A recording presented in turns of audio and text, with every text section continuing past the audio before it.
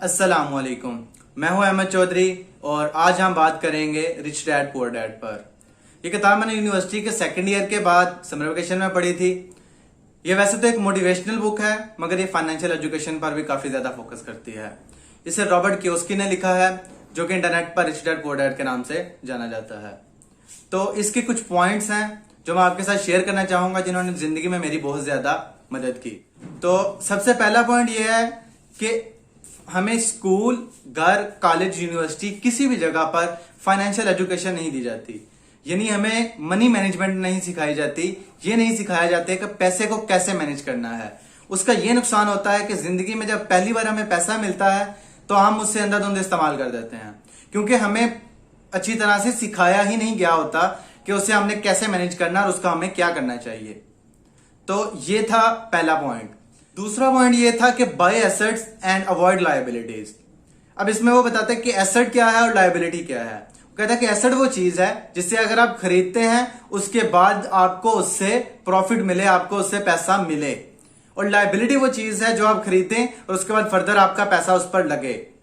Let's say अगर आप एक कार खरीदते हैं तो उस पर फर्दर आपका पैसा लगेगा मेंटेनेंस पर और पेट्रोलियम पर, अगर आपने अपने यूज के लिए खरीदी है तो वो एक लायबिलिटी है।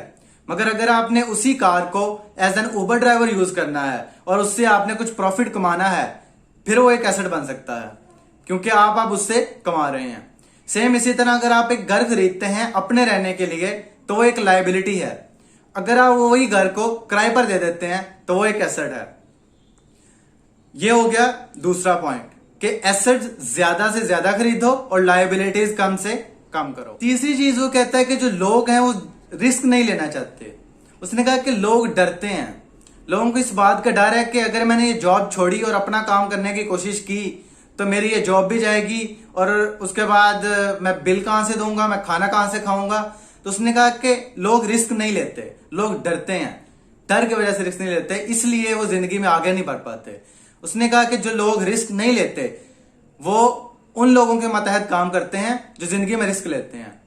इसलिए हमें चाहिए कि हम रिस्क लें और अपना काम करने की कोशिश करें हमेशा, ना कि दूसरे के लिए काम करें। क्योंकि अगर हम कहीं पर जॉब कर रहे हैं तो हम अपने लिए कुछ नहीं कर रहे, उसमें हम जो भी चीज कर रहे हैं उस शख्स के लिए कर रहे हैं जिसके मातहत हम काम कर रहे हैं। यानी कि हम उससे प्रॉफिट दे रहे हैं, खुद को नहीं पहुंचा रहे। इसके लिए वो कहता है कि माइंड योर बिजनेस, यानी कि आप अपना काम करो। अगर आप कहीं पर काम कर रहे हो तो वहां पे आपको जितना काम असाइन किया गया है वो करो, उसके बाद आप अपने साइड बिजनेस पर फोकस करो। जब आप गा रहे हो तो अपने साइड बिजनेस पर फोकस करो कि यार ठीक है, मैंने ये चीज करनी है, मैं इसके बारे में अच्छे से स्टडी करता हूं।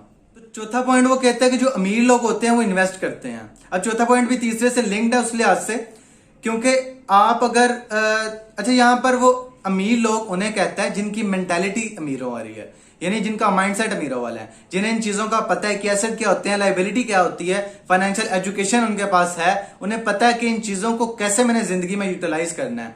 वो शख्स अमीर हो, जो अमीरी की रास्ते पर है, उसे वो अमीर कहता है।